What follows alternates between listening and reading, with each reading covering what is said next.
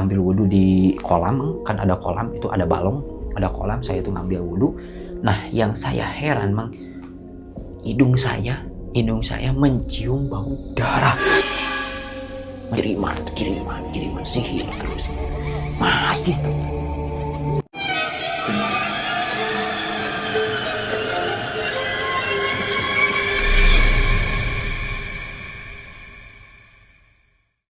Jadi awal mulanya tuh saya gini mang, saya pada tahun 2019-an saya tuh berangkat untuk mondok pesantren mang. Di salah satu pondok pesantren saya berangkat. Nah, masuklah saya ke salah satu pondok pesantren itu, lalu saya mengaji mang. Mengaji ya seperti biasa halnya pondok pesantren mang, ngaji di madrasah gitu, ngaji Quran, ngaji kitab. Dan juga di pondok pesantren itu ada apa ya, ada pengajian ijazah mang gitu. Jadi ada ijazah, ada amalan mang. Jadi saya tuh dulu memperdalami ilmu wirid lah intinya gitu, wiridan, suka wiridan mang gitu mang. Setelah itu gak tahu kenapa mang, seiring waktunya berjalan, 1 hari 2 hari wiridan, saya tuh serasa gimana ya mang, gampang peka gitu, gampang peka. Jadi setiap ke tempat ini mang, saya tuh merasa, oh kok gini rasanya ya. Jadi seakan-akan saya tuh melihat makhluk halus mang. Tetapi bukan makhluk halus, bukan dilihat oleh mata, tapi dilihat oleh hati gitu mang. Kayak mata batin lah intinya. Nah, setelah itu setiap saya jalan ke tempat yang angker mang, perasaan tuh kok ini beda ya rasanya gitu. Terus setiap ke rumah misalkan silaturahmi ke rumah orang mang, perasaan juga suka beda. Misalkan di rumah A mah kok gini gitu, di rumah A kok rasanya tuh panas, hawanya tuh gak enak mang. Sampai saya tuh berkunjung lagi lah, penasaran gitu ke rumah B, contoh ke rumah B. Nah, saya tuh merasa kok di sini mah adem, di sini mah enak. Nah, saya tuh peka mang, jadi peka. Nah, terus saya mulai ngaji lagi mang, 1 tahun 2 tahun sampai mang ada kejadian yang ini yang mau diceritakan. Kejadiannya tuh jadi intinya pondok pesantren saya tuh dulunya tuh gimana ya, banyak orang-orang yang ngirim santet, yang ngirim teluh mang. Bahkan jadi dianjurkan santri-santri di pondok pesantren itu supaya mengamalkan wirid-wirid, supaya mengamalkan aurod, zikir-zikir. Intinya bukan untuk kesaktian, tapi untuk benar-benar ingat kepada Allah. Dikarenakan apa mang?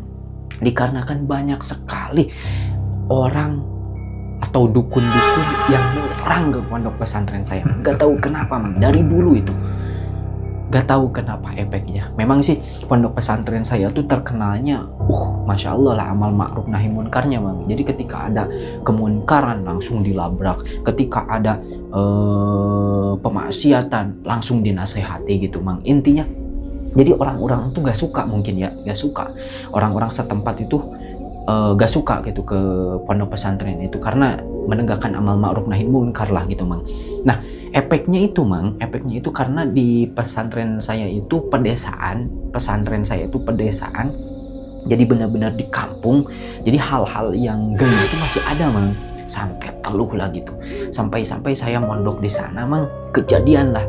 Pertama-tama itu ada yang sakit mang, yang sakit itu pertama orang Bogor mang. Orang Bogor sakit semua mang. Yang di pondok pesantren itu kisaran kurang lebih 50 orang. Nah, yang di pondok pesantren itu orang Bogor semuanya sakit mang. Semuanya sakit. Itu awalnya kita berpikir itu hal biasa lah, sakit biasa gitu mang. Tapi seiring waktunya berjalan, kok ini sakitnya tambah terus. 1 orang, yang orang Bogor itu 1 orang, 2 orang, 3 orang, 4 orang, sampai semuanya mang sakit. Nah, diobati sampai ada dua kobong itu bener-bener dibikin rumah sakit mang. Kobong itu gede banget, kamarnya itu gede, sampai dibikin rumah sakit mang, penampungan orang-orang yang sakit. Sampai orang Bogor itu semuanya sakit mang. Masih heran, masih belum sadar, kita masih belum sadar mang, ini kejadian apa gitu mang. Nah setelah itu mang, orang Bogor itu sembuh, orang Bogor itu pada sembuh. Nah lalulah orang lain mang, selain Bogor, orang Bekasi gitu sakit lagi mang semuanya. Orang Bekasi sakit semuanya mang. Udah gitu yang Bekasi sembuh mang, Cipanas langsung mang. Orang Cipanas sakit semuanya mang, sakit semuanya. Sampai orang Cipanas tuh pulang mang, pulang semuanya, pulang ke rumahnya lah intinya, ke rumahnya masing-masing pulang, sampai sembuh, kembali lagi ke pondok pesantren itu mang. Nah titik terakhirnya itu ada salah seorang, kalau gak salah orang Gunung Batu itu mang, Bogor lah intinya, orang Bogor kalau gak salah.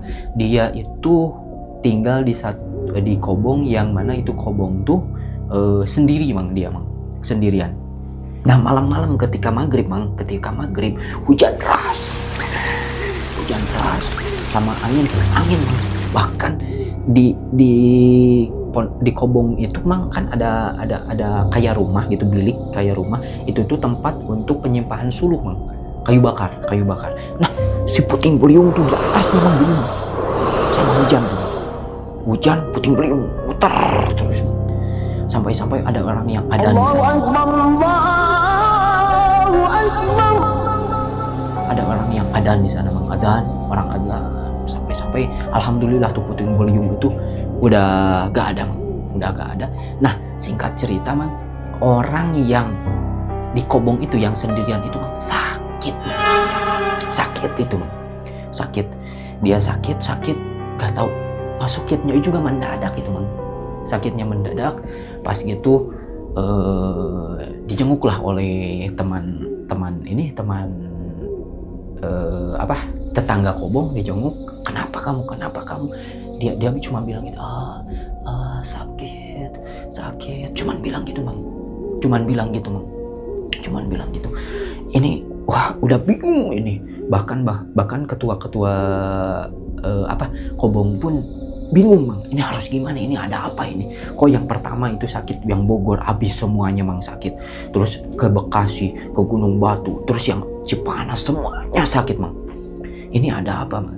Sampai suatu saat mang, ada satu anak guru lah intinya, anak guru, kita ngobrol bareng mang, saya ngobrol bareng sama anak guru itu. Terus ada satu lagi orang teman saya ngobrol, ini ada apa sih, gak tahu kenapa mang, memang intinya apa ya, itu dari Allah semuanya juga ya mang ya. Saya tuh merem, kelihatan semuanya mang. Yang sakit itu gara-gara apa? Pada hari itu malam Sabtu mang, saya masih ingat mang, malam Sabtu kejadianlah perang santet, perang sihir mang, kejadian itu. Jadi saya tuh melihat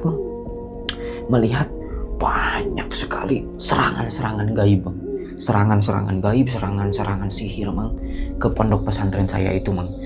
Bahkan saya melihat orang tua kami pun mang ikut turun membantu, kayak perang lah, benar-benar perang mang. Ada yang bawa kris, ada yang bawa samurai mang, senjata tajam dibawa mang itu mang. Ada yang bentuknya itu benar-benar kayak kunti mang.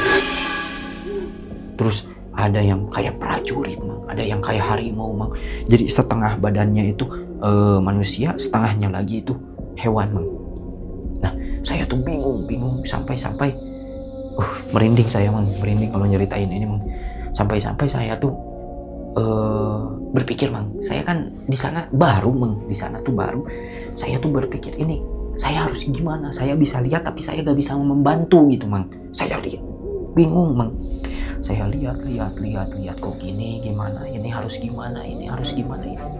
Nah terakhiran mang, besok saya kan bingung, udah angkat tangan saya mang, udah angkat tangan di sebelah, di utara perang, di barat perang, di selatan perang, semuanya perang Bang.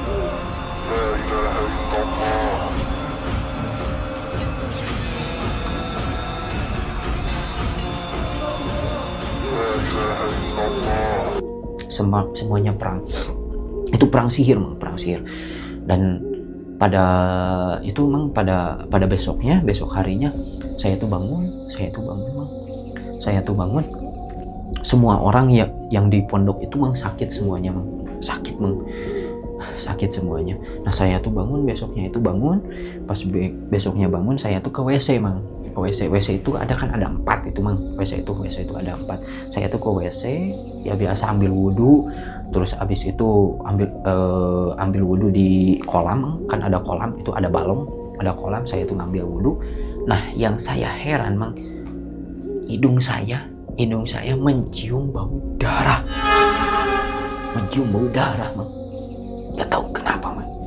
Padahal di sini gak ada bangkai, di sini gak ada hewan-hewan yang berdarah gitu, intinya sakit atau gimana, gak ada hewan-hewan Bang. Tapi bau darah Bang, kayak habis perang gitu Bang.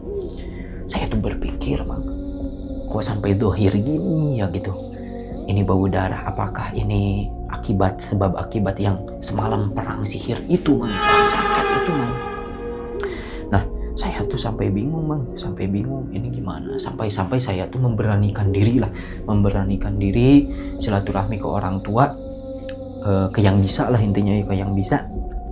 Saya tuh bertanya, kejadiannya tuh yang saya ceritakan tadi, di malam itu saya melihat banyak sekali perang sihir, perang santet dan lain-lain lah gitu Bang. Apakah itu benar gitu terjadi, atau cuma halusinasi saya doang gitu Bang? Nah orang pintar itu mengatakan Bang, itu benar katanya, benar. Gak tahu kenapa ke pondok ini selalu ada kiriman-kiriman telur, kiriman santet, kiriman sihir, gak tahu kenapa itu Bang. Makanya setiap hari itu, setiap malam Rabu kalau gak salah, santri-santri itu diwajibkan Bang, bukan diwajibkan ya, dianjurkan supaya membaca wirid Bang.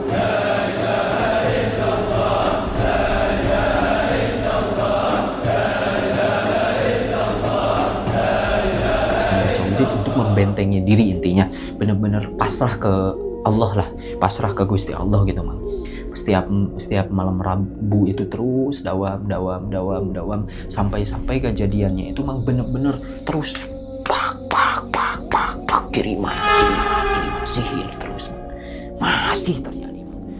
Sampai santri itu hampir semuanya sakit. Sampai saya bener-bener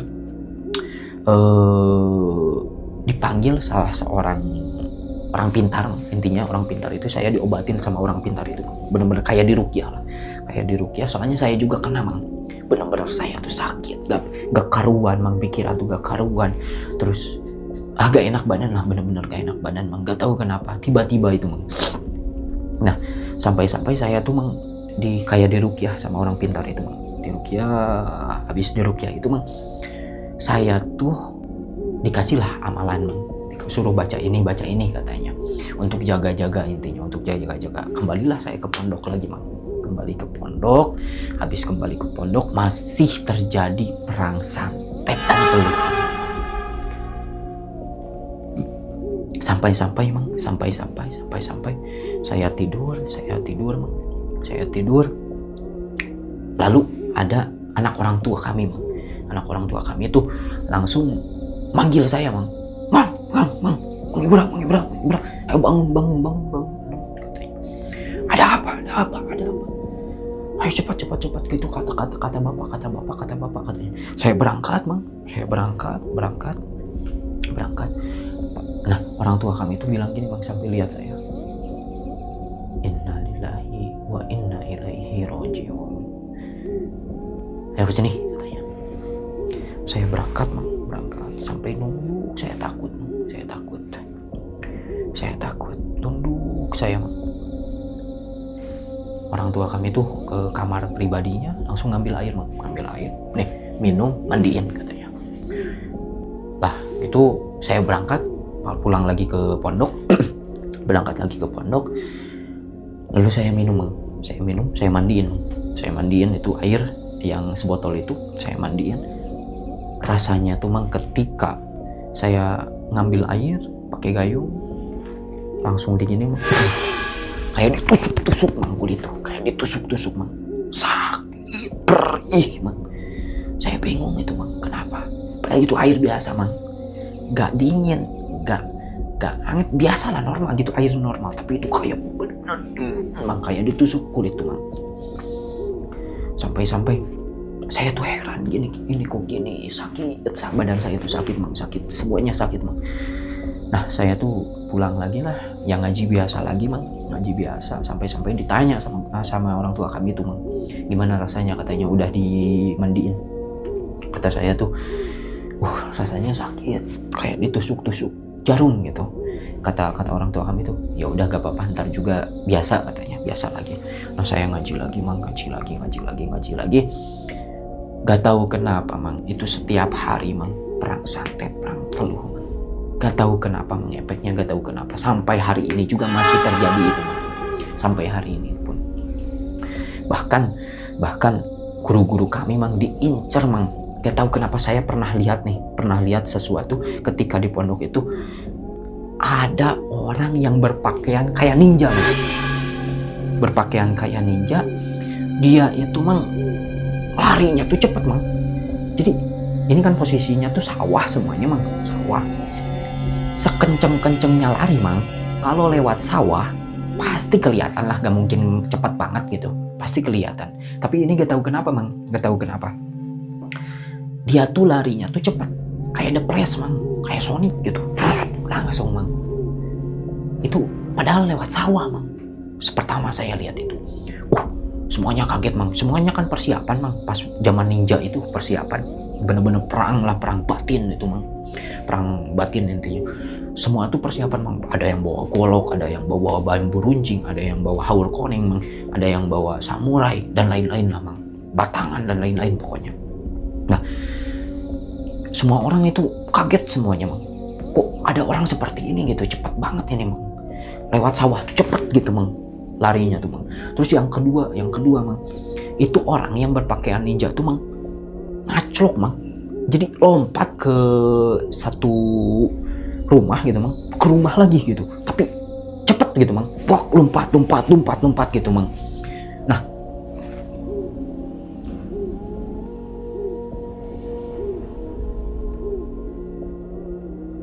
Nah saya pun heran itu Mang, saya kok bisa gitu ngacol gitu Mang. Jadi ini sampai segininya gitu, apa, orang-orang yang mau menzolimi, bahkan mau membunuh guru saya Mang. Banyak kejadiannya tuh Mang di pondok pesantren Mang. Ada sihir teluh lah, udah biasa itu Mang, bener-bener perang Mang. Nah gitu Mang, gak tahu saya juga heran Mang.